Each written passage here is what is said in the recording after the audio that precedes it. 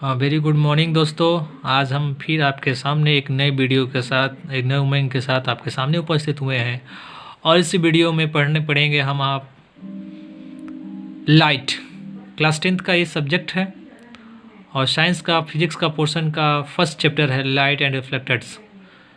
तो इसमें पढ़ना है हमको आज स्फेरिकल मिरर्स। स्फेरिकल मिरर होता क्या है? स्फेरिकल मिरर होता है एक खोखले ग्लास का एक टुकड़ा होता है, वही क्या कहलाता है? स्फेरिकल मिरर कहलाता है। तो curve mirrors form by a part of A hollow glass sphere with a reflecting surface. आप देख रहे हैं कि एक हॉलो ग्लास होता है, उसी से क्या करते हैं हम दो टाइप्स के हम मिरर्स को फॉर्म करते हैं। कौन कौन? यदि हम इस मिरर को यहाँ से काट कर निकालते हैं और इसके आउटर साइड को पेंटिंग कर देते हैं, पॉलिश कर देते हैं, तो इनर सरफेस क्या कहलाता है? रिफ्लेक्टिंग बन जाता है। और यही रिफ्लेक्टेड बनने के वजह से यह कनकेव मिरर का फॉर्मेशन करता है। सेकेंड में आप देखेंगे, यदि हम मिरर के हॉलो से मिरर जो है उसको काट कर इसको इनर पार्ट्स को क्या कर देते हैं? पॉलिश कर देते हैं, तो आउटर पार्ट से रिफ्लेक्टिंग सरफेस बन जाता है।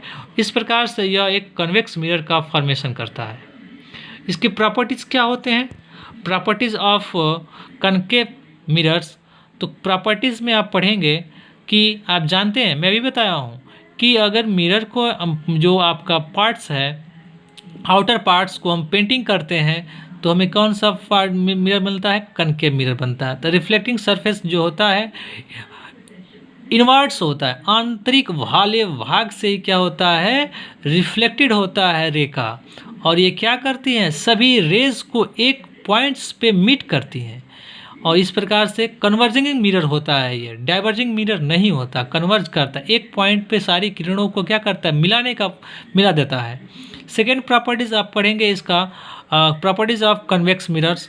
प्रॉपर्टीज़ ऑफ कन्वेक्स मिरर में क्या पढ़ेंगे कि जब हम स्फेरिकल मिरर्स को हम देखे थे अभी कि हम उसको ऐसे पार्ट्स को हम काटे थे कि वो उसके जो इनर पार्ट्स था उसको हम पेंटिंग करके उसके आउटर पार्ट्स को जो होता है आउटर सरफेस को क्या रिफ्लेक्टिंग सरफेस बनाते हैं।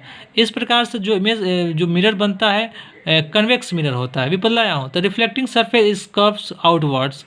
अब इसका डाइवर्जिंग मिरर होता है, सारे रे अगर जाएंगे प्रिंसिपल एक्सिस के पैरेलल तो मिरर से आपको मिलेंगी मिरर पे, तो मिरर पर मिलने के बाद यह क्या करेंगी? सभी डाइवर्ज हो जाएंगे, एक पॉइंट्स पे मिलेंगे नहीं, बल्कि क्या होती है? एक पॉइंट्स पर मिट अपीयर होती हैं, मिलती हुई प्रतीत होती हैं। इस प्रकार से इसमें जो इमेज बनता है वर्चुअल इमेज बनता है, रियल इमेज नहीं बनता है।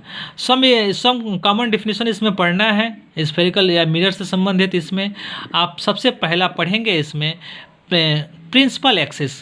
प्रिंसिपल एक्सिस होता क्या है?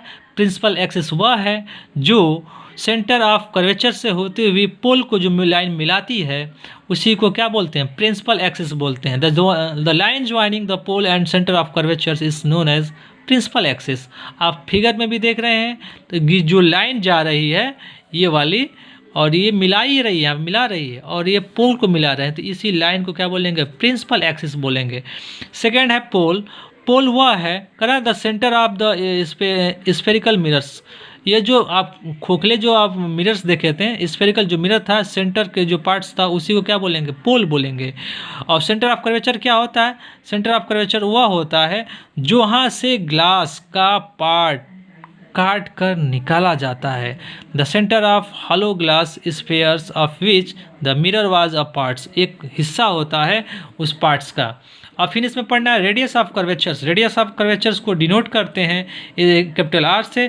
तो रेडियस ऑफ कर्वेचर क्या होता है? The distance between the pole and centre of radius, उसी को बोलते हैं क्या चीज़? Radius of curvatures. किसके बीच की दूरी होती है? सेंटर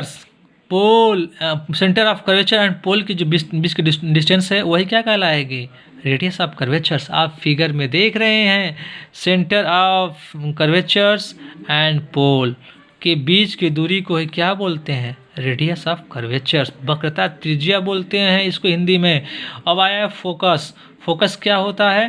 फोकस वह होता है जहाँ पे जो रे होती हैं एक पॉइंट्स पर क्या करती हैं, रिफ्लेक्टेड होने के बाद मिलती हैं, मीट करती हैं या अपीयर्स मिलती हैं।